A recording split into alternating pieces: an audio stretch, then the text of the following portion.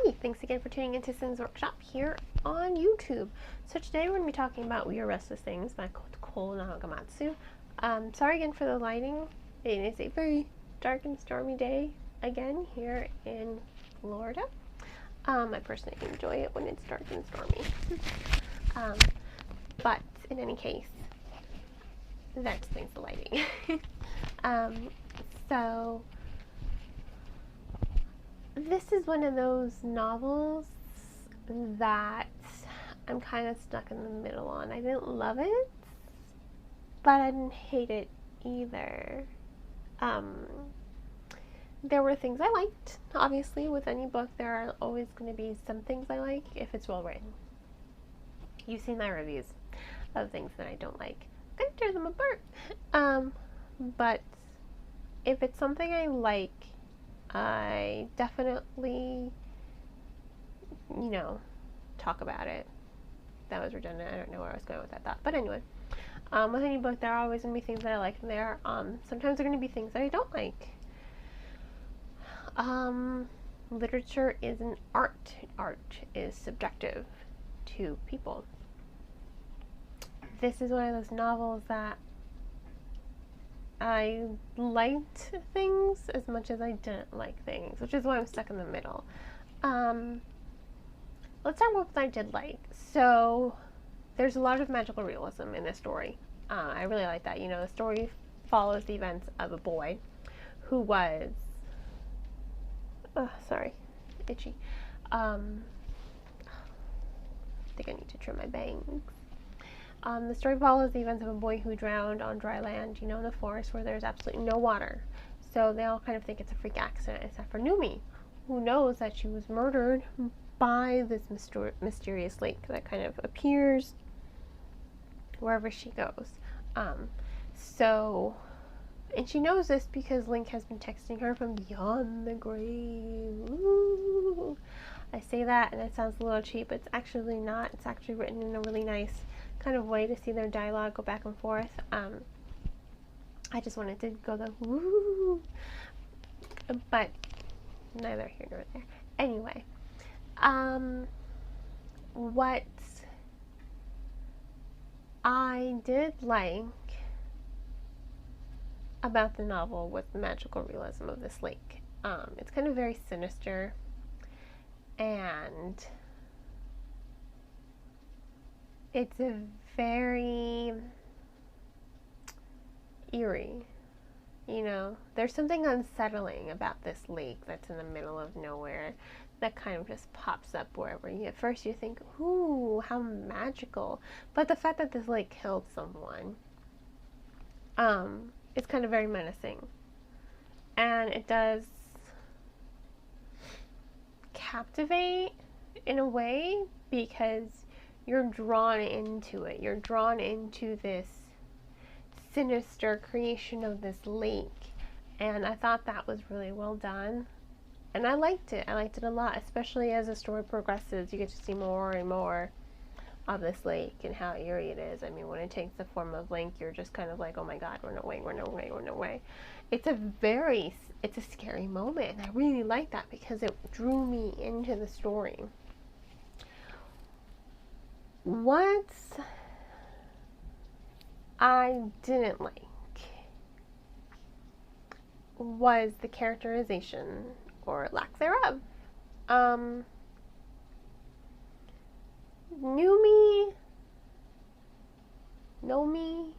I'm always really kind of unsure how to say her name. Noemi. That's how you spell it. I was not able to connect to her at all.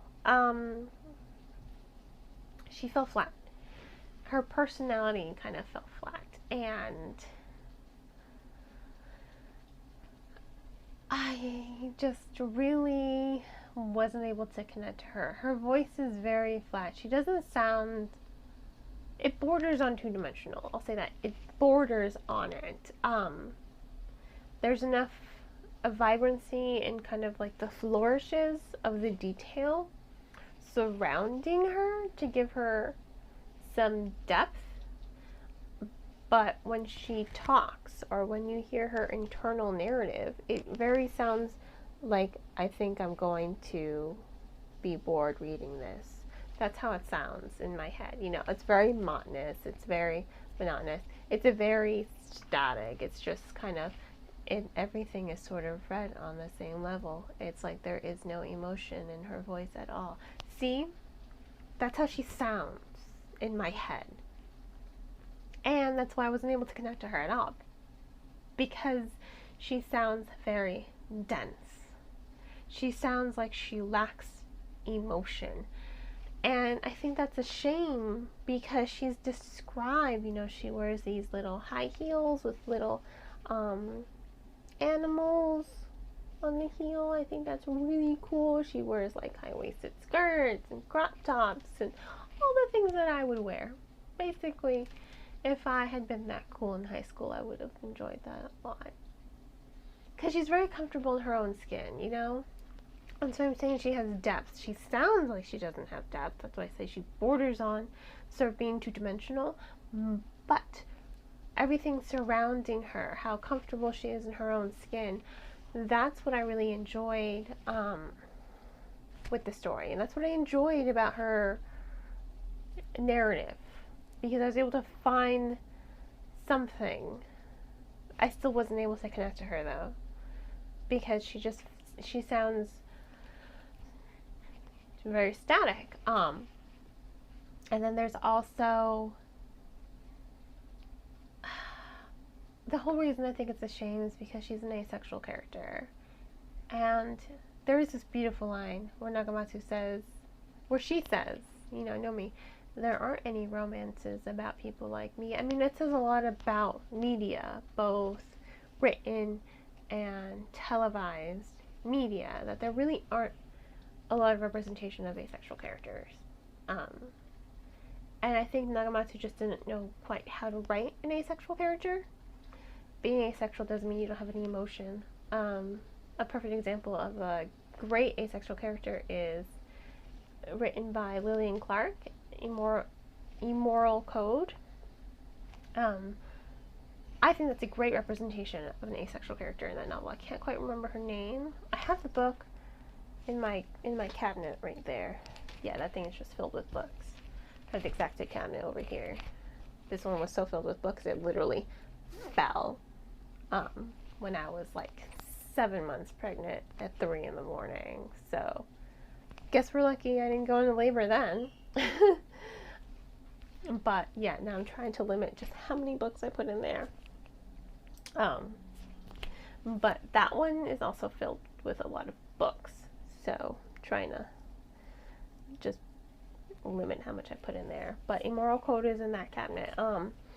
And I think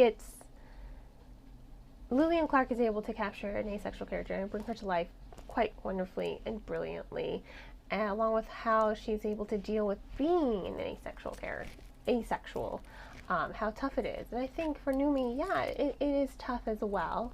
My necklace is all tangled. It is tough for Numi as well as being an asexual person because she feels like she has to compromise who she is in order to be in a relationship, and she says as much to Jonas because she doesn't really know how to navigate being in a relationship because she doesn't want the things that media has taught her to want in a relationship. And I think that says a lot about media. And I think it says a lot about growing up in a world where everything is, everything's online, everything's on the screen, there are depictions of it everywhere, but there aren't a lot of depictions of asexuality. So I will give Nagamatsu props for bringing to light that, but I think Nagamatsu kind of failed because Nomi doesn't really have much of a presence when she's talking. As for Amberlynn, she's the sister to Link. I don't think her perspective was necessary in this novel at all. I feel like you can cut all of her scenes, like all of the chapters following her POV, because they don't add anything. you can skip them and you will not miss a part of the book. She's just superfluous to the story. She's filler. She herself is trying to navigate things, yes, but her navigation doesn't add anything to this story. About Numi, about this lake, about Lincoln's death. It doesn't add anything to it. So I feel like you can skip her segments. You won't miss a beat, but you can skip her segments. And then there's Jonas.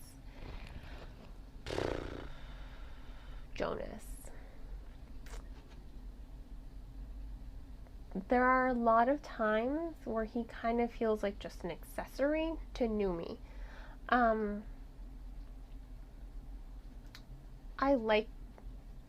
He also, here's the thing, all the characters kind of sound very monotonous, like they don't have any personality at all. They all kind of sound the same. They all have their own issues that they're working on, which gives them depth, because they're relatable. But they don't have any vibrancy to them. And I think that's a really big problem with this story, because you can get behind the magical realism of it. Yeah, great. You can get behind all this character development. Yeah, amazing. However, you're not really able to connect to them because they don't sound like they have any life to them, any vibrancy to them. You want characters full of vitality when you're reading a novel. You want to be able to connect to them and relate to them and be like, yeah, you go, when they do impossible, remarkable things. But it's very hard for this novel. Something else I did like, I will say this, there was another thing I did like, and I think this works in favor of sort of giving Numi some depth, is there are these segments, it's like mixed media, there's like handwritten, Numi is a character that she likes to write down her dreams in her dream journal, and she likes to bring them to life in picture form. So what she does is she writes down her dreams, and there's lots of cutouts, there's lots of hand-drawn pictures, lots of photography and handwritten dreams, and I think that's a really great enterprise to mix it into the story. And it does give light to some of Numi's personality. So there is that, at least. I'll say this, I will never not recommend a book, because we all interpret books differently. And when authors write, as a writer myself, not that I have much time for it, as a writer myself, we kind of pour a lot of our heart and soul into a novel. Do I like every book I read? No. But there are going to be some books out there that I absolutely hate that some people are going to love. So I will never not recommend a book. So, but I will say this. Pick up any book I recommend. Read the first 5 chapters. If you're able to get past the first 5 chapters, and it's not a struggle, more often than not, you're going to like the rest of the book. Okay? If reading the first 5 chapters is a struggle for you, give it to chapter 10. If by chapter 10 you cannot read this book anymore, it is hard to read, it is exhausting to read, you're just not captivated at all, just skip to the end. Life is too short to be wasted on reading bad books. But I will say this, I think this novel has a lot of redeeming qualities to it, even though I can't connect to the characters. There were lots of things that I did like. I like the sinister, eerie edge. I like the mixed media. I love the complexity surrounding the characters. So I give this novel 3 stars. We Were Restless Things by Cole Nagamatsu.